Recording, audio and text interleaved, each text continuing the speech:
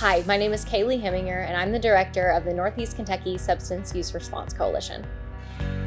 So coalition members represent multiple sectors across healthcare and include St. Clair Healthcare, which is a rural healthcare system.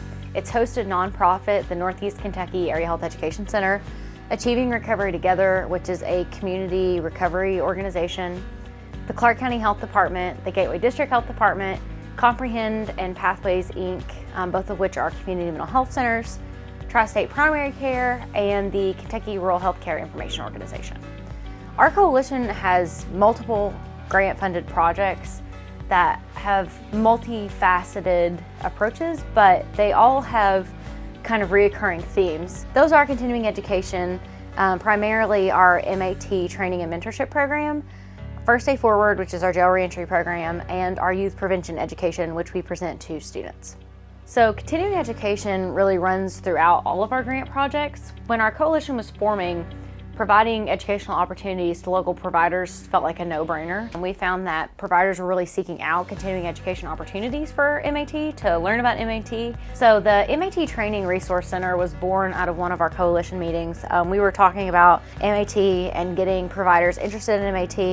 We also offer an MAT waiver course. So that provides the first 4 hours of the required training to get your DEA waiver. It's really tailored individually for the practitioner, so that they can get the most out of the experience.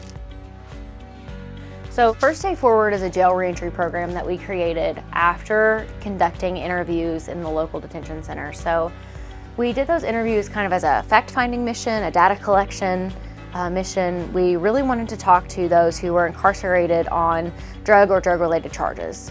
So what we found is that they weren't offered a lot of resources while they were incarcerated, and they were all worried about when they got out because they didn't know what they were going to do. And so through that process, we learned about the revolving door system. The revolving door that is the current system for people who are struggling with addiction.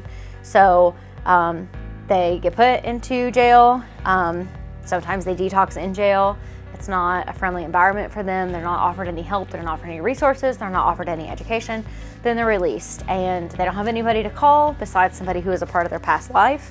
So they get out of jail and they call somebody from before that they went into jail, their dealer, somebody they used to use with. They call somebody, they pick them up, and they're right back in the cycle. So we were thinking, how could we break that revolving door system?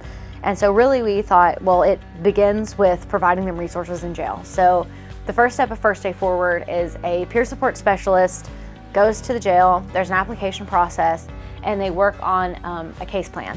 So whatever it is, our peer support specialists are there to kind of help them navigate that process, and they're even available to pick them up when they're released so that they have a safe ride to wherever they need to go. Really any way that our peer can break down barriers for that person to give them a true first day forward and be successful whenever they leave incarceration. So the last kind of reoccurring element in all of our grant projects is youth prevention education.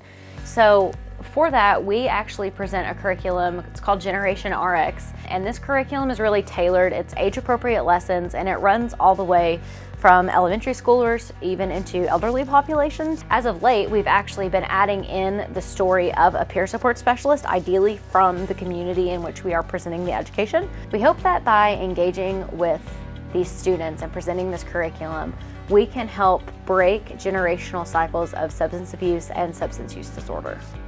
Our coalition has been recognized nationally for the work that we've been doing. So in 2021, we were awarded the National Rural Health Association's Outstanding Rural Health Program. So this award is really competitive, and it recognizes a community, regional, or statewide program that promotes or facilitates development of rural health delivery systems. So it's our ongoing mission to create educational, clinical, and preventative interventions that's going to help provide help for those who are struggling with substance use disorder.